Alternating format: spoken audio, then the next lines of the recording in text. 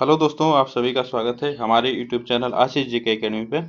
तो आज हम लोग UP triple S C model paper 10 लेकर आए हैं। तो चलिए स्टार्ट करते हैं। और आज का पहला क्वेश्चन स्टार्ट करते हैं। किस हड़प्पा-कालीन पुरास्थल से जुटे हुए खेत के साक्ष्य प्राप्त हुए हैं? तो किस पुरास्थल से? तो आपको बताना है। तो यह रोपड़ से, कालीबंगा से, हड़प्पा से, लोथल से। किससे हुए हैं तो आपको बता दें, ये जुटे हुए साक्ष्य प्राप्त हुए हैं। यहाँ दो फसलों का भी साक्ष्य मिला है, दो मिश्रित फसलों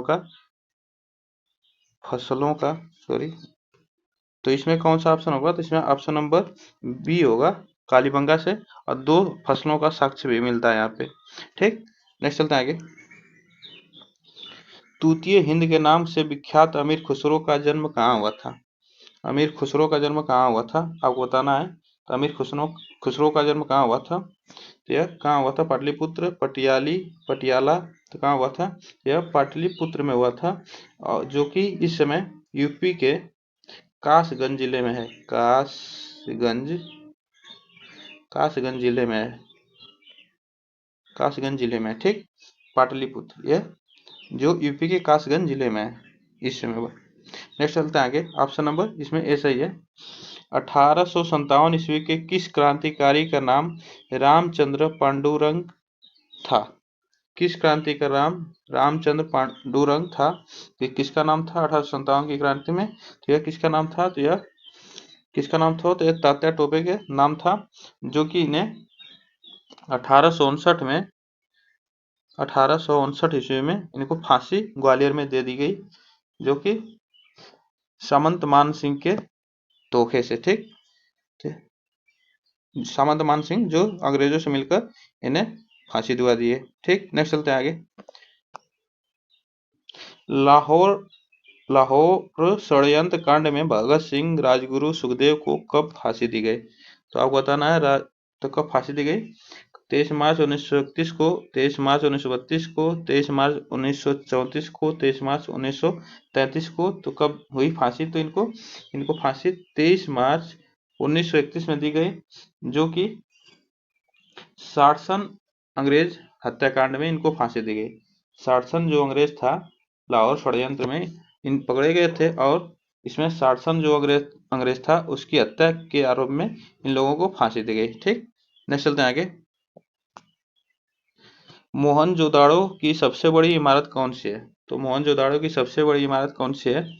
तो यह आपको बताना है। विशाल स्नानागार, विशाल अन्नागार, सभा भवन, आयताकार भवन। तो कौन सा है? इसमें ऑप्शन नंबर बी सही है, विशाल अन्नागार, यह जो कि सबसे बड़ी इमारत है। और उसके बाद कौन सा आता है? तो विशाल स्नानागार आता है। विशाल स्नानागार आता है जो इसमें दिया है। तो सबसे बड़ा इमारत कौन सा है? तो यह अन्नागार है, जो सबसे बड़ा है। नेक्स्ट चलते हैं आगे। राष्ट्रीय आंदोलन से क्वेश्चन। ईस्ट इंडिया कंपनी का गठन कब हुआ था? तो ईस्ट इंडिया कंपनी का गठन कब हुआ था आपको बताना है।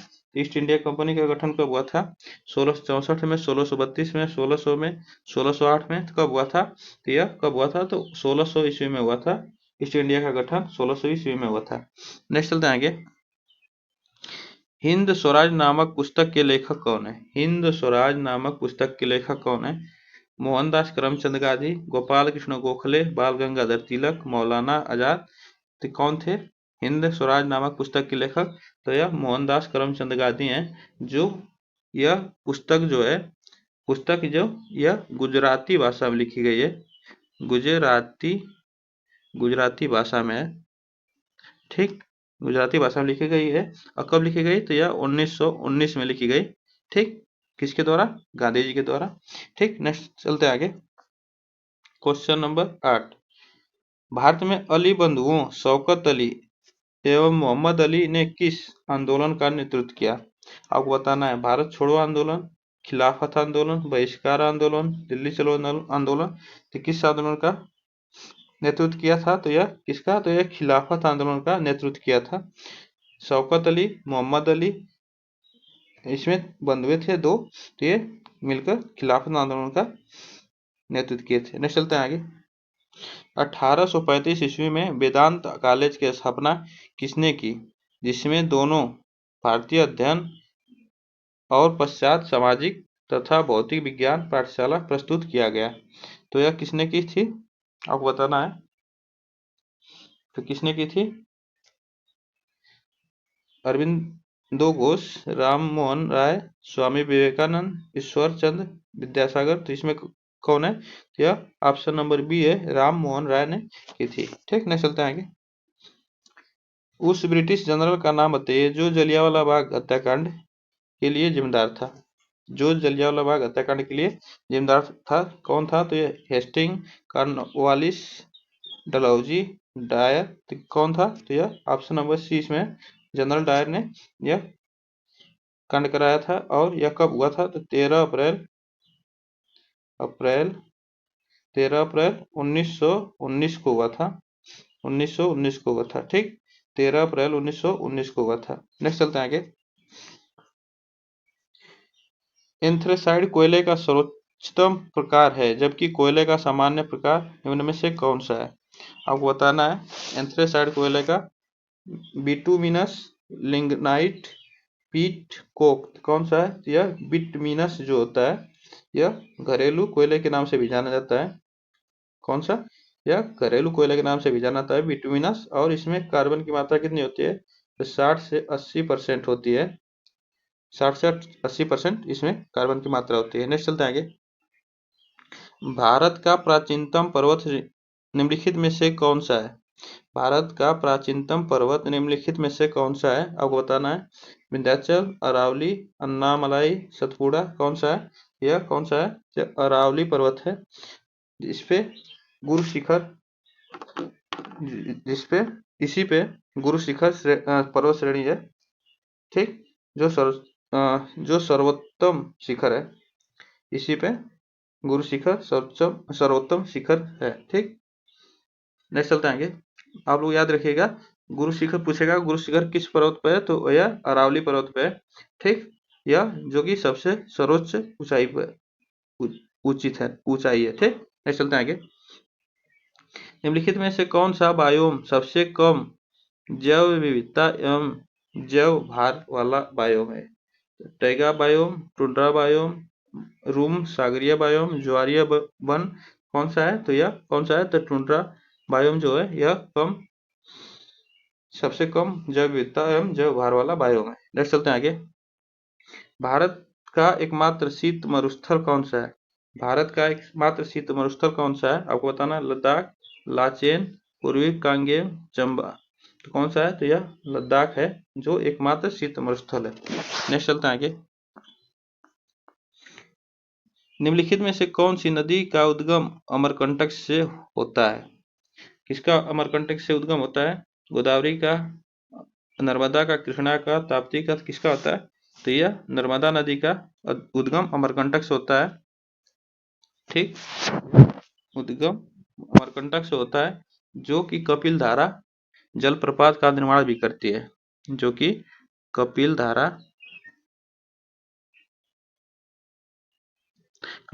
जलप्रपात का निर्माण भी करती है,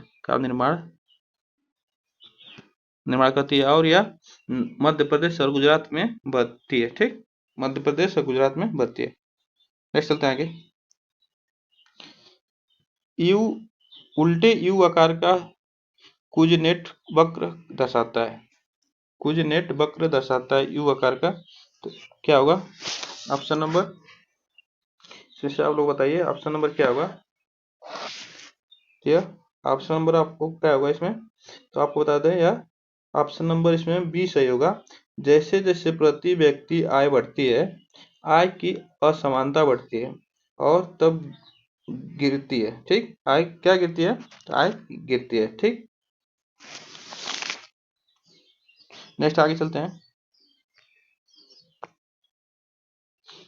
योजना अवकाश की अवधि का संबंध है। योजना अवकाश की अवधि का संबंध है, आपको बताना है। योजना अवकाश की अवधि का संबंध क्या है, कब हुआ था, तो यह 1967 से 1970 तक, 1978 से 1980 तक, 1966 से और 69 तक और 1965 से 68 तक। यह ऑप्शन नंबर इसमें सी सही होगा, 1966 से 69 तक हुआ था। ठीक, नेक्स्ट चलते हैं आगे। किस दर पर भारतीय रिजर्व बैंक वाणिज्य बैंकों से धन उधार लेता है? किस दर पर भारतीय रिजर्व बैंक वाणिज्य बैंकों से धन उधार लेता है? किस पर लेता है आपको बताना है। बैंक दर पे, रेपो दर पे, रिवर्स रेपो दर पे, संविधित तरलता पे। किस पे लेता है? तो यह रिवर्स रेपो दर पे लेता है। ठीक, नेक्स्ट चलते हैं आगे। आपूर्ति वक्र के साथ साथ चलने को डैश डैश कहते हैं। क्या कहते हैं? क्या कहते हैं आपको बताना है। आपूर्ति में संकुचन, आपूर्ति में विस्तार, आपूर्ति में बढ़ोतरी, आपूर्ति में विस्तार तथा संकुचन। तो क्या कहलाता है? तो ऑप्शन नंबर डी इसमें सही होगा, आपूर्ति में विस्तार तथा संकुचन कहलाता है। नेक्स्ट आगे चलते हैं। डैश डैश शेष सौदा व्यापार सेवाओं और शेष विश्व से प्राप्त निव्वल अंतरण का योग है। तो क्या है इसमें? ठीक है, चालू लेखा से, बचत लेखा से, संपत्ति लेखा से, पूंजीगत लेखा से। तो किससे है? तो यह चालू लेखा से है, यह चालू लेखा से है। ठीक, नेक्स्ट चलते हैं आगे। राज्यों में विधान परिषद के सृजन या समापन हेतु संविधान के किस अनुच्छेद में वर्णित प्रक्रिया के तहत किया जाता है? तो यह किस अनुच्छेद की वर्णित प्रक्रिया के तहत किया जाता है आपको बताना है। अनुच्छेद 368, अनुच्छेद 69, अनुच्छेद 269, अनुच्छेद 169। किससे किया जाता है आपको बताना है। यह किससे किया जाता है? तो ऑप्शन नंबर डी इसमें सही है, अनुच्छेद 169 के तहत किया जाता है। नेक्स्ट आगे चलते हैं। कोई धन विधेयक लोकसभा द्वारा स्वीकृत हो जाने के पश्चात राज्यसभा इसे अधिक से अधिक कितने दिन तक रोक सकती है? तो इसे कितने दिन तक रोक सकती है आपको बताना है। 4 महीने, 6 महीने, 14 दिन, 1 महीने। तो कितने दिन रोक सकती है धन विधेयक? तो यह कितने दिन? तो यह 14 दिन रोक सकती है। इसका प्रावधान किस अनुच्छेद में है? तो इसका प्रावधान अनुच्छेद किस में है? तो यह अनुच्छेद किस में है? वो 110 में इसका प्रावधान दिया गया है। ठीक, नेक्स्ट चलते हैं आगे। निम्नलिखित में से कौन संसद के दोनों सदनों में से किसी भी सदन की कार्यवाही में भाग ले सकता है? तो कौन ले सकता है आपको बताना है। दोनों सदनों में किसी भी सदन की कार्यवाही में भाग ले सकता है मुख्य न्यायाधीश, महान्यायवादी, अटॉर्नी जनरल, महाअधिवक्ता और उपराष्ट्रपति। तो ले सकता है, बताइए आप लोग। तो यह कौन ले सकता है? तो यह महान न्यायवादी ले सकता है। इसका प्रावधान अनुच्छेद किसमें किया गया है? तो यह 76 में किया गया। महान्यायवादी का महान्यायवादी को कौन चुनता है? तो यह राष्ट्रपति चुनता है। ठीक, नेक्स्ट चलते हैं आगे। चुनाव याचिका पर निर्णय लेने का अधिकार किसमें निहित है? चुनाव याचिका पर निर्णय लेने का अधिकार किस में निहित है आपको बताना है। संसद पे, उच्च न्यायालय पे, उच्चतम न्यायालय, उच्च न्यायालय, चुनाव आयोग। तो किसमें? तो यह चुनाव आयोग है। ठीक, निहित है, चुनाव आयोग में निहित है। नेक्स्ट आगे चलते हैं। राज्यसभा का पीठासीन अधिकारी कौन है? राज्यसभा का पीठासीन अधिकारी कौन होता है? तो आपको बताना है, बताइए। भारत का राष्ट्रपति, लोकसभा का अध्यक्ष, स्पीकर, भारत का प्रधानमंत्री, भारत का उपराष्ट्रपति। तो कौन होता है राज्यसभा का पीठासीन अधिकारी? यह भारत का उपराष्ट्रपति होता है, भारत का उपराष्ट्रपति होता है। नेक्स्ट आगे चलते हैं। पौधे के किस भाग से दालचीनी प्राप्त की जाती है? पौधे के किस भाग से दालचीनी प्राप्त की जाती है? तो तना से, छाल से, जड़ से, फल से। तो किससे दालचीनी प्राप्त की जाती है? तो आपको बताना है।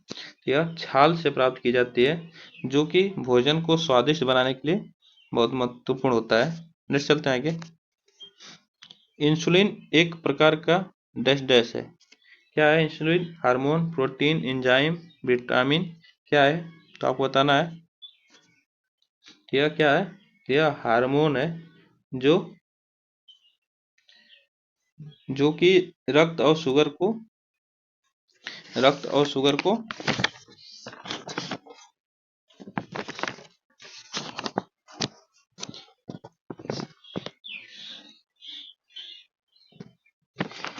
जो कि रक्त और शुगर को ग्लाइकोजन में परिवर्तित करता है। ठीक, जो कि रक्त और शुगर को ग्लाइकोजन में परिवर्तित करता है। कौन? हार्मोन।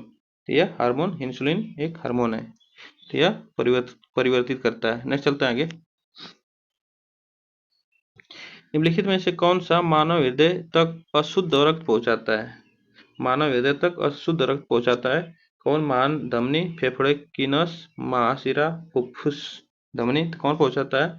तो यह फुफ्फुस धमनी जो होती है यह अशुद्ध रक्त पहुंचाती है मानव हृदय तक। नेक्स्ट चलते हैं आगे। ऊपर से देखने पर पानी का टैंक उथला क्यों दिखाई देता है? ऊपर से देखने पर पानी का टैंक उथला क्यों दिखाई देता है? आपको बताना है। प्रतिबिंब के कारण, अपवर्तन के कारण, विपवर्तन के कारण, कुल आंतरिक प्रतिबिंब के कारण, किसके कारण होता है? आपको बताते हैं यह अपवर्तन के कारण होता है, जो कि प्रकाश के अपवर्तन के कारण होता है। यह किसके? प्रकाश के अपवर्तन के कारण होता है। ठीक, नेक्स्ट चलते हैं आगे। सूर्य की ऊर्जा का स्रोत है। सूर्य की ऊर्जा का स्रोत है, क्या है सूर्य की ऊर्जा का स्रोत? आपको बताना है।